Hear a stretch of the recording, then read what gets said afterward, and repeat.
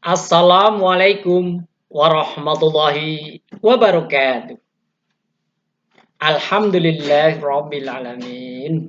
Halo pemirsa, halo sahabat keren, apa kabar hari ini? Alhamdulillah, sehat-sehat, baik, tetap semangat untuk belajar mandiri.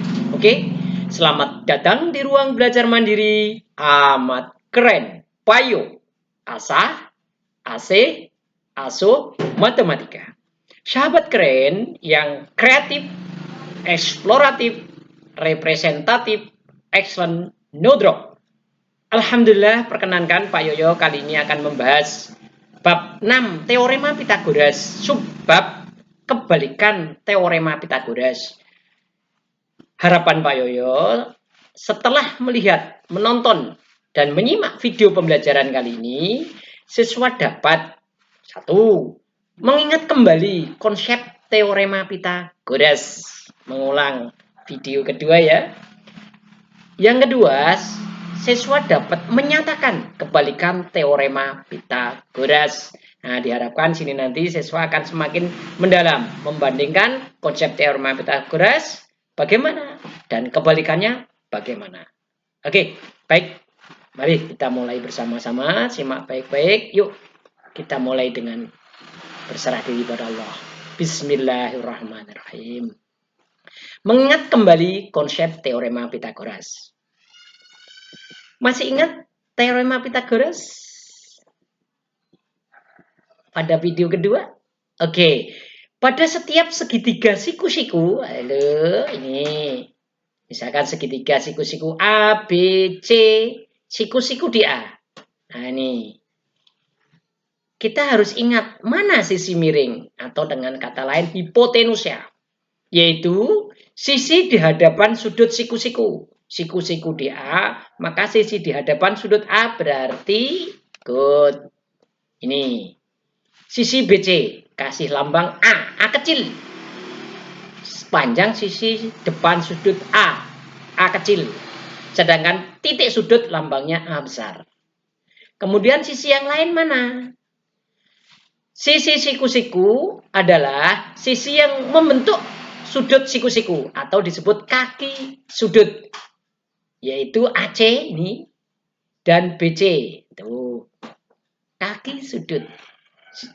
Sisi yang membentuk sudut siku-siku AC dan BC.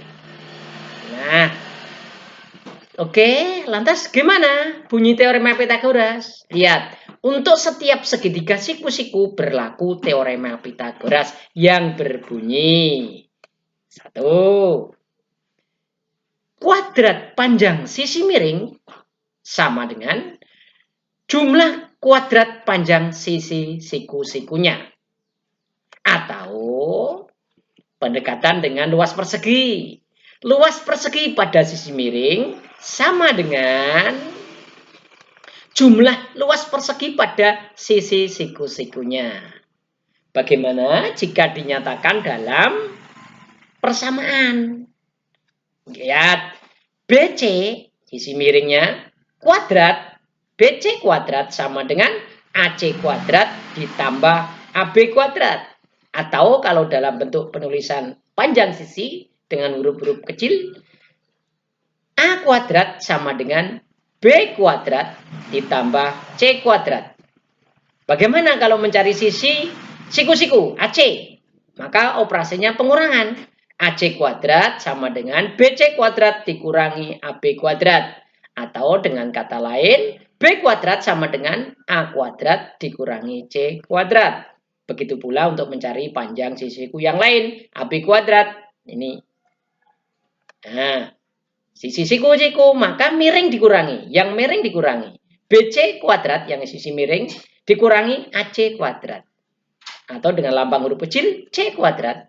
Sama dengan A kuadrat, sisi miringnya terpanjangnya, dikurangi B kuadrat.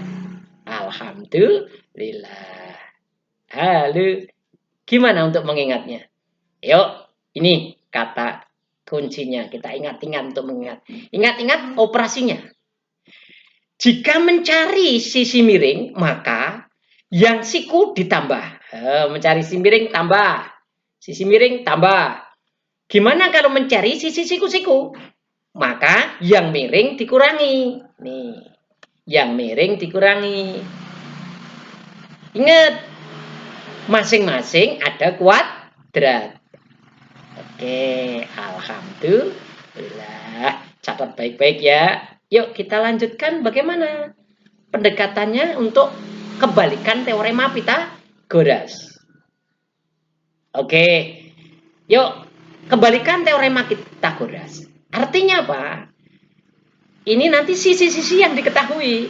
Yuk kita amati. Menyajikan kebalikan teorema Pythagoras. Nah, nanti ada menyajikan, ada menentukan jenis, menentukan triple Pythagoras. Oke. Pada segitiga ABC, ABC sembarang tentunya, dengan panjang sisi terpanjang, sisi terpanjang kasih lambang A. Mana? Nih, sisi terpanjangnya misalkan di sini. BC, sisi terpanjang misalkan. Hurufnya A. Ingat-ingat, sisi terpanjangnya A. Kemudian sisi yang lain, B dan C. Di mana? Ini. Di sini, sisi yang lain. Dan ini. B dan C. Nah, segitiga ini diketahui panjang sisi-sisinya. Nah, kebalikan teorema Pythagorasnya bagaimana bunyinya? Ini ada 3 unsur. Yang pertama, jika kuadrat sisi terpanjang sama dengan jumlah kuadrat sisi yang lain sama, maka segitiga tersebut siku-siku. Nah, ini.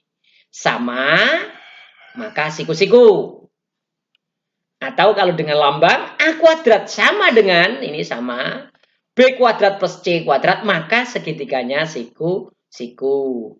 Nanti akan didapat 3 bilangan A, B, C sebagai triple Pythagoras. Sama siku-siku, sama triple Pythagoras. Bunyi yang kedua. Jika kuadrat sisi terpanjang kurang dari atau lebih kecil dari jumlah kuadrat sisi yang lain, maka segitiganya lancip. Kurang, maka lancip. Kalau dinyatakan dalam lambang A kuadrat kurang dari B kuadrat ditambah C kuadrat, maka segitiganya lancip. Kurang dari atau lebih kecil dari, maka segitiganya lancip. Oke, yang C, jika kuadrat sisi terpanjang, ingat sisi terpanjang di depan ya, lebih besar, maka jumlah kuadrat lebih besar dari jumlah kuadrat sisi-sisi yang lain, maka segitiganya termasuk segitiga tumpul. Ulangi, jika kuadrat sisi terpanjang lebih besar dari jumlah kuadrat sisi yang lain, maka segitiganya tumpul. Lebih besar, tumpul. Nah, kalau dinyatakan A kuadrat lebih besar dari B kuadrat tambah C kuadrat, maka segitiganya tumpul. Lebih besar, segitiganya tumpul. Lebih besar, tumpul. Lebih kecil, lancip. Sama, siku. Alhamdulillah. Gimana? Cukup jelas? Diulang-ulang kembali. 2 konsep. Konsep teorema Pythagoras itu diketahui segitiganya siku-siku.